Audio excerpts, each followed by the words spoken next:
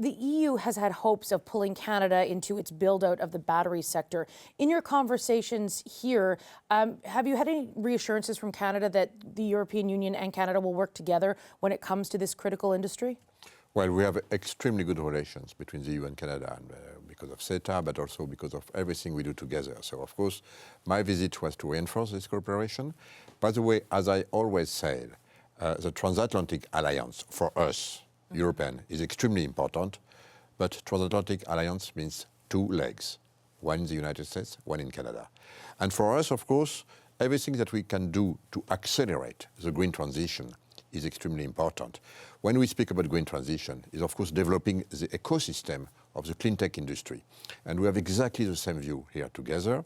It's true that the IRA has created some concern from both sides of the ocean, but of course we understand why the US did it. Now it's our turn to do what we have to do to make sure that we will develop the supply chains, the industry from both sides in Canada and in Europe.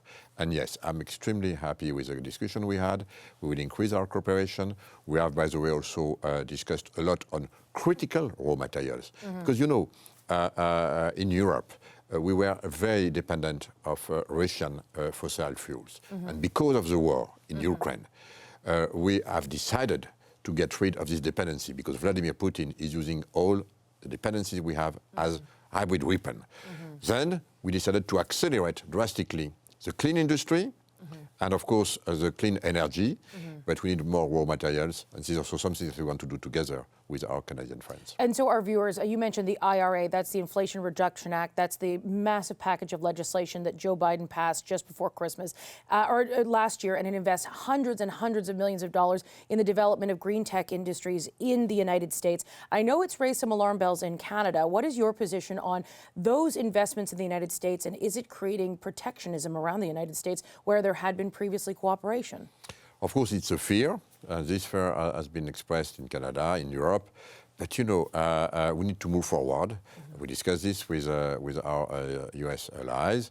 But we understand also why the US and the Biden administration did it.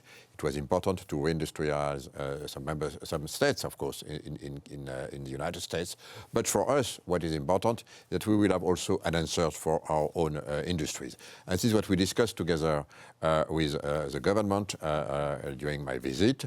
We, in Europe, will have our answer, if I may say so, with, we call it a Net Zero Industry Act, giving, of course, to all the clean tech industries what they need to accelerate and, of course, to be able to produce in Europe. You know, I'm the Commissioner for Internal Market, so for industries. So my job is to make sure that we will have the jobs in Europe benefiting, of course, from all this investment that we'll make in clean tech. But of course, we will welcome also Canadian companies.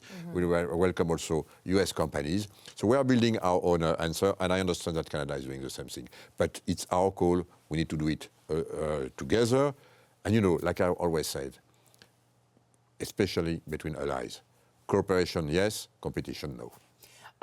I was going to say, are you going to be going back to the EU and with any sort of concrete promises from Canada, any sort of specific announcements on further cooperation? I recognize these things don't happen overnight and you can't just, things don't pop up. But are you returning home with something specific from Canada, a pledge to work together in terms of developing the green and energy industry? Yes, with three things. First, we need to work closely together, and we decided to do it in mining industry, refining industries, both in Canada but also outside if, for example, we don't have the resources in Canada or elsewhere. So this is something that we will tackle and that we want to do together. The second thing is in recycling industry. It's extremely important to recycle. So there's a lot of capacity now in Canada to recycle, for example, batteries, and we will need us in Europe, that's our legislation, for all new batteries, at least 20% of batteries which will be recycled to increase recycling. So there's a lot of capacity here in Canada, and know-how will be welcome. We'll be happy to welcome this and to open our market for Canadian companies to help us to do this quickly. The second thing is in digital. In digital, there's a lot of things happening in Canada in AI, very strong. we have now a digital agenda that we want to finalize and sign between Canada and the EU. And then, of course, we discussed also space and defense. I had a very important discussion with the defense minister. We want to increase our view here, our cooperation. We are discussing, of course, the support of Ukraine, but also how we could enhance our cooperation, including in cybersecurity. When you talk about Ukraine and you have a meeting with the defense minister, where does that conversation go? Canadians in Canada, there is a lot of strong support for Canada doing as much as it can. That is very much all of the polling suggests that in Canada that there's a push to make sure that the Canadian government continues to support in the best ways it sees fit. When you're having that conversation with Anita Anand, what are you talking about in terms of further cooperation? Well, we discussed also what we are doing. You know, I'm not sure it is well known in Canada, but Europe is doing, and it's normal. The war is in Europe. We are doing a lot to support Ukraine, which is normal. First, in terms of military supply, more than 11 billion. In terms, of course, of economical supply, more than 19 billion, I'm speaking in euros. And now, of course, you know, could you imagine, we had to welcome, which was absolutely normal, 11 million Ukrainians coming in Europe because of the war that Putin launched in Ukraine. 11 million, that's 1/4 of the population, and we welcome them. Of course, now some came back in Ukraine, which is good because, of course, they want to come back home. But we still have 3 and 4 million again Ukrainians in Europe. We have to take care of them. We do it. It's normal. We will continue to do it. So altogether, for the first 11 months of the war, it's more than 50 billion that we spend, and we will continue. We have committed to do it, to continue on the 3 fronts. First, continue to support military supply. Second, to continue to support financial supply, and we just voted 18.5 billion euros to support in 2023. And of course, third, to continue to welcome anyone who would like to come in Europe because of the war.